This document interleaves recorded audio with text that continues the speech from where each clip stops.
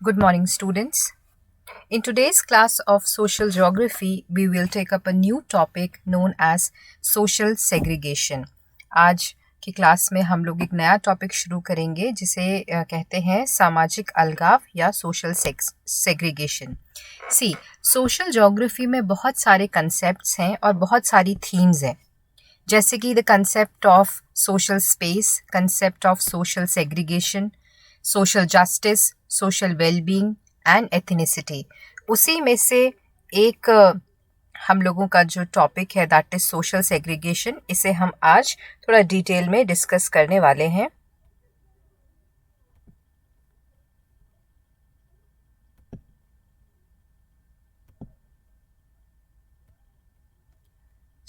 आज हम लोग जो डिस्कस करेंगे वो सोशल सेग्रीगेशन डिस्कस करेंगे. सबसे पहले इसका मीनिंग देख लेते हैं. What is the meaning of social segregation? So segregation is a practice in society of separating groups of people such as on the basis of race, religion और ethnicity. बहुत ही simple सा कंसेप्ट है. हम जानते हैं कि एक सोसाइटी में बहुत अलग अलग तरीके के ग्रुप्स ऑफ इंडिविजुअल्स एक साथ रहते हैं. अब उस सोसाइटी में अपने आप एक डिवीज़न हो जाता है. कोई एक ग्रुप डोमिनेंट होता है, कोई एक ग्रुप जो है वो सप्रेस्ड होता है.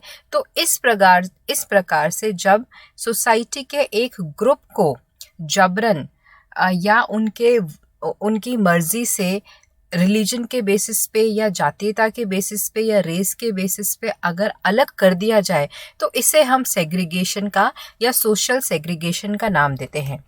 Sociologists use this concept of segregation to help explain inequality, as segregation often limits to opportunities and restricts the freedom of people who do not belong to a dominant group. जो sociologist हैं वो इस concept को बहुत use करते हैं inequality दिखाने के लिए. जब सेग्रीगेशन या सामाजिक अलगाव जबरन कराया जाता है तो जिस वर्ग को अलग किया गया है या सेग्रीगेट किया गया है उस वर्ग के ऊपर बहुत सारे रेस्ट्रिक्शंस लगाए जाते हैं, उनके अवसरों को बहुत हद तक रोक दिया जाता है. और जनरली ये ऐसा ग्रुप होता है जो बहुत ही जिसकी पॉपुलेशन कम हो या जो ग्रुप डोमिनेंट नहीं हो. सो इन जनरल देखा गया है that social segregation is not a good practice of society.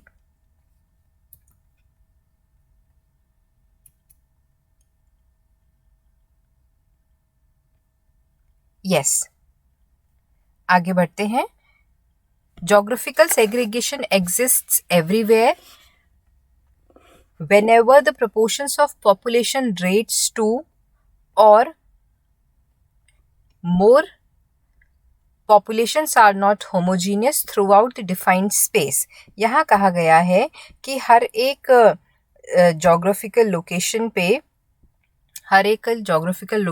पे अलग अलग प्रकार का हमको सेग्रीगेशन देखने को मिलता है.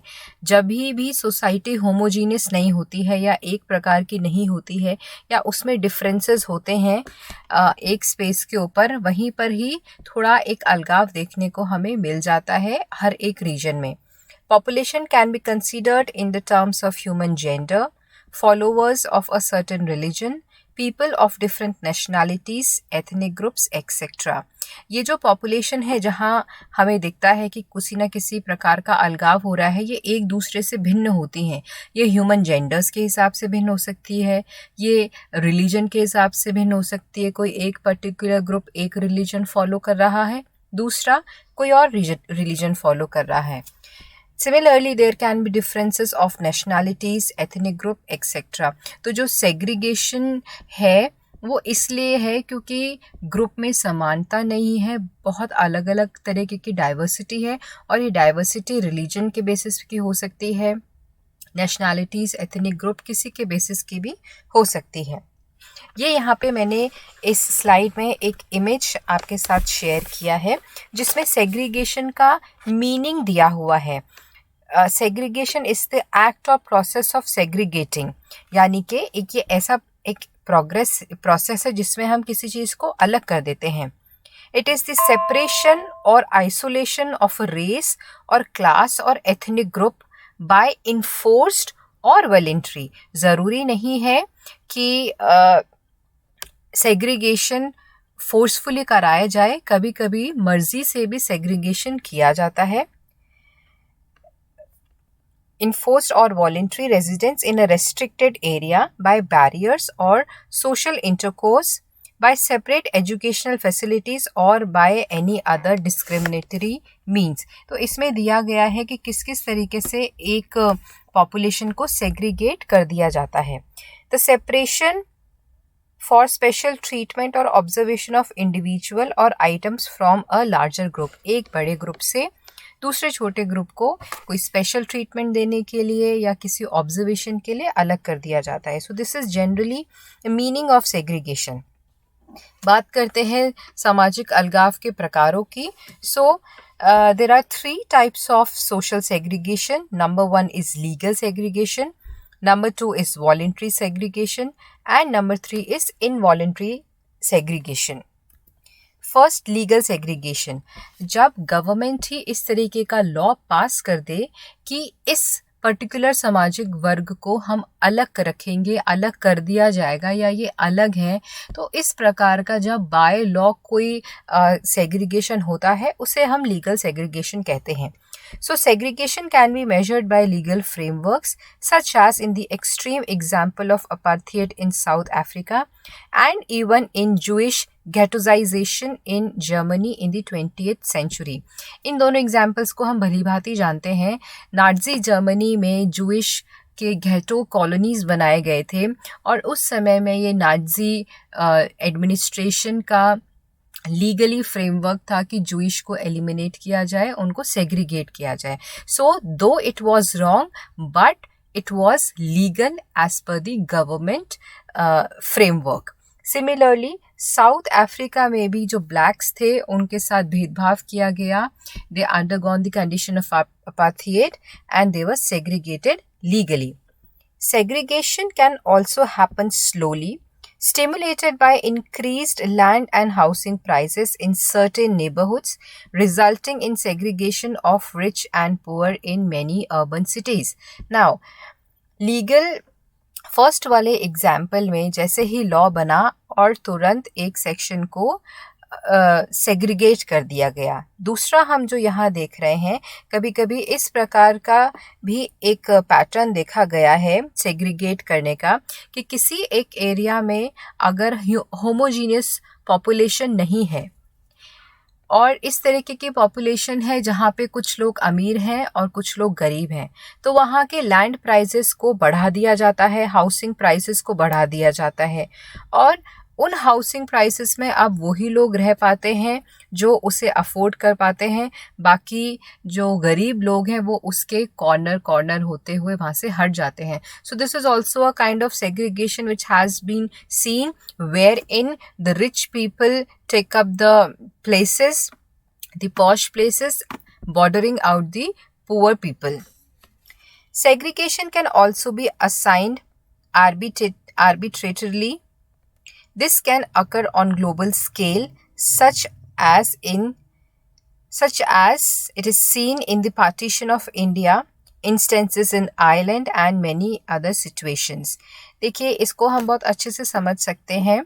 जब इंडिया का पार्टीशन हुआ तो when India was broken up into India and Pakistan, at that time none of the Indian was asked and none of the citizens were asked, and on the map a border line was drawn and the region were segregated, the people were segregated. Similar conditions we had seen in Ireland also. तो ये भी एक तरीके का segregation है जिसमें सबसे ज़्यादा sufferers होते हैं the citizens of that particular country. Geographical boundaries were often put up in place without much consideration for native peoples and natural geographic terrain and cultural limits that had long been in that place. तो ये similar जो case है ये India and Pakistan में हुआ. None consideration were taken up for the cultural limits, for the geographical terrain and the consideration of native people. तो ये arbitrarily एक segregation कर दिया गया. अब यहाँ पे एक जो टर्म आया है हमारा ghetto का, उसे एक बार हम यहाँ देख लेते हैं. Ghetto is another segregation term. The ghetto has been used in many different contexts over time, generally meaning any physical part of a city predominantly occupied by any particular group of the people. It implies that the group may be looked down upon and segregated purposefully. Ghetto generally एक community की colony है जिसमें उस community को अलग कर दिया गया है, और ये जो कम्युनिटी है ये कम्युनिटी को बहुत नीचा देखा जाता है और उनके सभी के सभी जो फ्रीडम्स है उन पे रेस्ट्रिक्शन लगाया जाता है. This does not mean that all ghettos are built up communities and buildings specifically for a segregation purpose, although many are. So बहुत कम ऐसे ghettos हैं जो अपनी इच्छा से अलग हुए हैं. Otherwise, majority of the examples say that the ghetto are being forcefully done segregation upon the society. In the case of United States, segregation of African American communities was to a degree due to white flight out of the cities, then forcing the African Americans to live in the downtown cores. इसमें ये देखा गया है African American community में जब जो white थे वो बाहर जाके जो कोर है कंट्री का वहाँ से उस कोर को छोड़कर जो बहुत कंजेस्टेड होता है उसे छोड़कर बाहर की तरफ जाने लगे, पॉश एरियाज में रहने लगे, बड़े एरिया में रहने लगे. उस समय में उस टाइम पे the African American were bound to live in the core area in the congested regions. So this was also a kind of segregation. Now in apartheid South Africa, segregation was much a legal concept enforced by the government. Africans were discriminated against and forced to comply with apartheid. Some of the legislation passed dealt with physical segregation in schools, land tenure, geographic segregation and state repression. अगर south Africa के apartheid की बात करें तो उसमें Africans को बहुत ज़्यादा सेग्रीगेशन देखना पड़ा. उनको जोग्राफिकली अलग कर दिया गया. That means their colonies were separated, their schools were separated, their land region were separated. So they had to suffer too much and this was a case of quite disturbance in the society. Next comes the voluntary segregation. Voluntary segregation is almost as common occurrence as an involuntary segregation is. Often, immigrants coming to a new and foreign country will band together for mutual benefit and to keep a sense of community in the new country. किसी foreign country में अगर कोई group migrate करके आता है तो उन group के लोगों का एक कम्युनिटी बन जाता है और वो उसी कम्युनिटी में रहना चाहते हैं अपनी मर्जी से, ताकि एक बॉन्डिंग वो बना के रह सके और उस कम्युनिटी में रहना उनको ज़्यादा सेफ भी लगता है. तो इस तरीके का सेग्रीगेशन वॉलंटरी सेग्रीगेशन के अंतर्गत आता है. These can be called ethnic enclaves and can be formed by any community or people group. इनको हम लोग एथनिक एनक्लेव भी कहते हैं और ये कोई भी कम्युनिटी या कोई भी ग्रुप ऑफ पीपल बना सकते हैं. Some well known groups are Chinatowns, Little Italys and barrios. Chinatowns में चाइनीज की कम्युनिटीज मिलती हैं, लिटिल इटलीज में इटालियंस की मिलती हैं and barrios are the communities of Spanish citizens. These localized phenomena also come in the form of ethnoburbs, which are essentially the same concept as an ethnic enclave, but specifically located in suburbs rather than the traditional downtowns where Chinatowns and Little Italies are usually based. जिस तरीके की हम यहाँ बात कर रहे हैं ethnic enclaves की, उसी प्रकार से ethnoburbs भी फॉर्म हो जाते हैं. ये सेम है, फॉरेन कम्युनिटीज़ किसी एरिया में बन जाती हैं, बट ये जो एथनोवर्ब्स हैं ये ज़्यादातर बाहर के सबअब रीजन्स में बनते हैं, जबकि चाइना टाउन्स और लिटिल इटलीज या ये जो एथनिक क्लेव्स हैं ये मेजरली डाउन टाउन्स में या कोर रीजन्स में पाए जाते हैं. Next comes the gated communities. Gated communities could also be seen as a combination of both legal framework and social conventions regarding segregation. A gated community today is a controlled neighborhood inhabited by people with common interests such as safety or class separation, but not necessarily of the same ethnicity or religion. यहाँ देखा गया है gated communities में कि एक community ज़रूरी नहीं है कि वो होमोजीनियस हो, उनकी एथनिसिटी में और रिलीजन में डाइवर्सिटी हो सकती है, बट उनके इंटरेस्ट कॉमन होते हैं, वो एक साथ रहना चाहते हैं. काफ़ी टाइम पे सेफ्टी पर्पस के लिए भी वो अपनी एक गेटेड कम्युनिटी बना लेते हैं या एक ऐसा एरिया बना लेते हैं जिसको वो गेट अप कर देते हैं और उसी के अंदर वो रहना चाहते हैं या रहते हैं. It is a distinct form of an international community in most cases. Gated communities are very controversial as they can be seen as encouraging distinction and separation and therefore superiority from those who do not live with the gate community. यहाँ ये देखा गया है जो gated communities हैं उनमें ज़्यादातर वो लोग रहते हैं those who are very rich and very well off.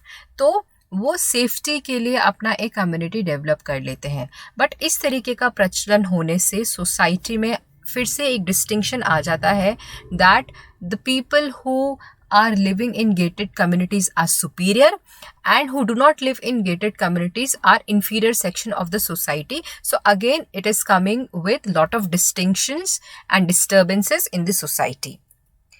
ये एक इमेज जो है आप देख सकते हैं. This is a typical image of segregation. यहाँ आप देख सकते हैं this is a bus depot and यहाँ लिखा हुआ है white waiting room. So the person who's brown colored or who's black colored is not allowed here. Only the people or the white people can come and sit and wait for the bus.